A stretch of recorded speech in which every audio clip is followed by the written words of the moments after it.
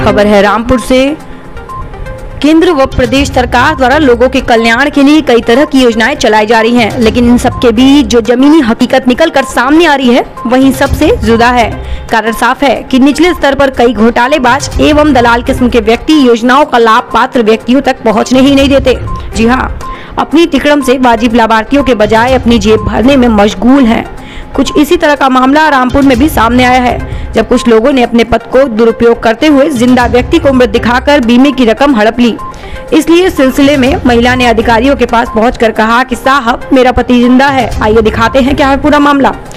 जनपद रामपुर की शहर कोतवाली पुलिस ने खुलासा करते हुए एक ऐसे गैंग का पर्दाफाश किया है जिसमें लोगों को सरकारी योजनाओं का लाभ जमीनी स्तर पर पहुंचाने के लिए स्थापित जन सेवा केंद्र का सहारा लेकर घोटाला कर डाला है। जी हां, दरअसल शहर कोतवाली क्षेत्र के रहने वाली मोर सारी ने सरकारी अस्पताल के निकट स्थित जन सेवा केंद्र पर प्रधानमंत्री जन धन योजना के अंतर्गत खाता खुलवाया था, जिसमें कई बार 500 रुपए आए, जिसको निकलवाने के लिए महिला जन सेवा केंद्र पर पहुंची।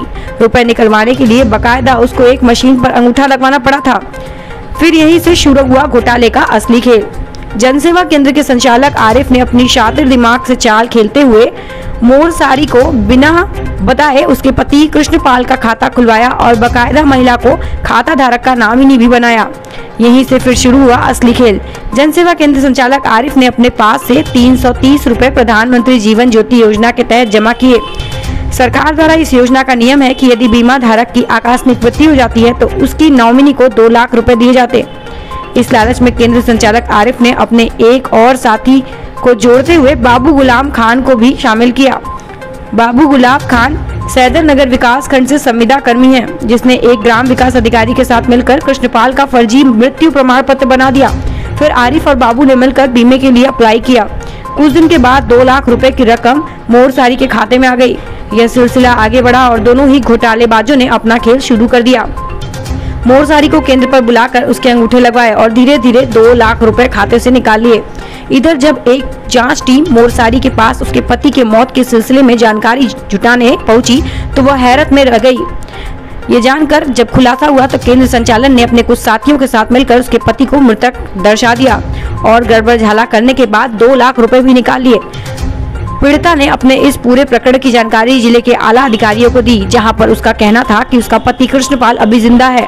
अधिकारियों ने मामला संज्ञान में आने के बाद जांच बैठा दी, जिसका परिणाम यह हुआ कि इसके खुलासे की जिम्मेदारी शहर कोतवाली को दी गई और पुलिस ने बड़ी कामयाबी हासिल करते हुए जहां आरिफ बाबू गुलाब खान को गिरफ्तार किया, वहीं जन सेवा केंद्र में मौजूद फर्जी मोहरों के अलावा 11 पासबुक, 1 आधार कार्ड, प्रिंटर सहित 20 मृत्यु प्रमाण पत्र की फाइलें भी बरामद की गयी।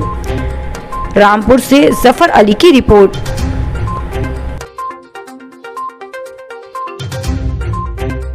जी, क्या नाम है आपका? कृष्णपाल। कृष्णपाल भाई, क्या हुआ था, पूरी बात बताओ।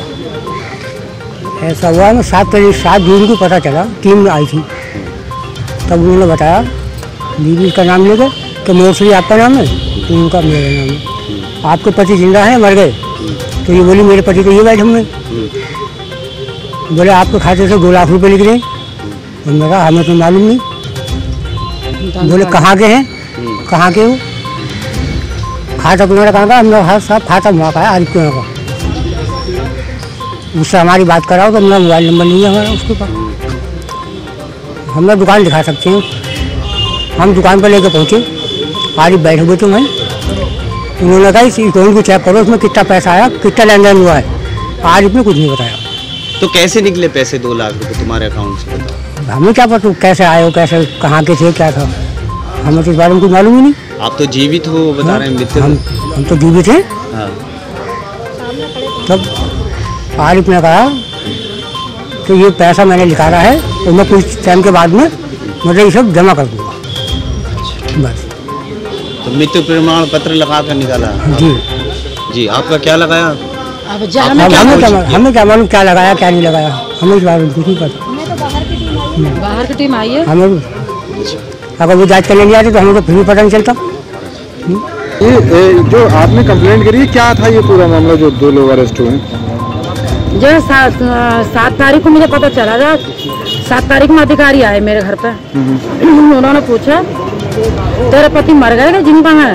मैंने कहा सर मेरा पति तो जिंदा है।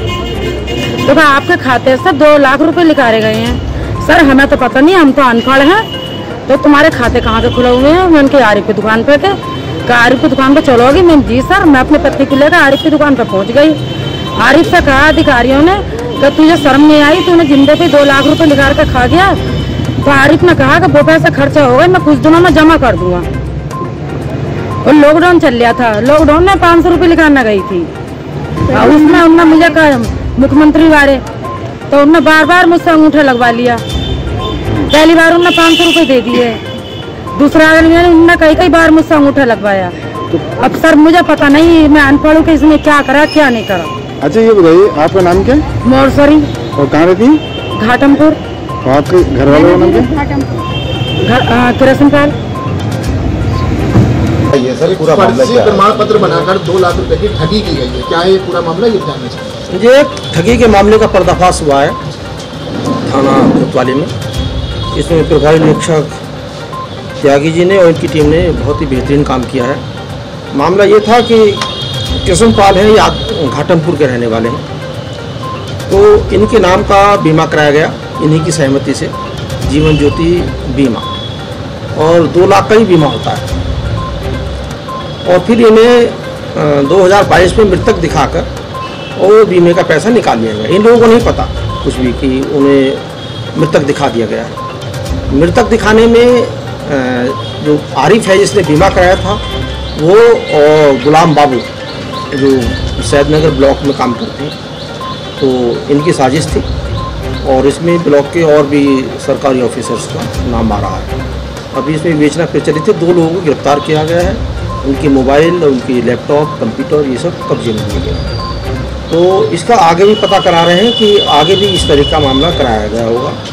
जैसे आरिफ ने इनका बीमा कराया और फिर बीमा का पैसा निकाल लिया, और पूछताछ जारी है। सर इस पूरे मामले में कितने 3 लोगों का नाम आ रहा है, 2 को गिरफ्तार कर लिया है और 1 अभी वांछित है। सर इनका आपराधिक अभी पता कराया जा रहा है। चुनाव से पहले फर्जी आधार कार्ड के मामले में पर्दाफाश हुआ था कोतवाली, इससे पहले कि ये ज़्यादातर क्या मामला है, अभी क्या गिरोह है, क्या ये नहीं, इसका पता लगाएंगे कि इसका क्या गिरोह है ये, और जो मैं बता रहा कि प्रीवियस हिस्ट्री और आगे क्या था इनका सरकारी जो कर्मचारी शामिल है, वीडियो वगैरह और अन्य लोग, तो उनके खिलाफ क्या? हाँ, उनके वो वांछित है जो मैं बता रहा हूँ।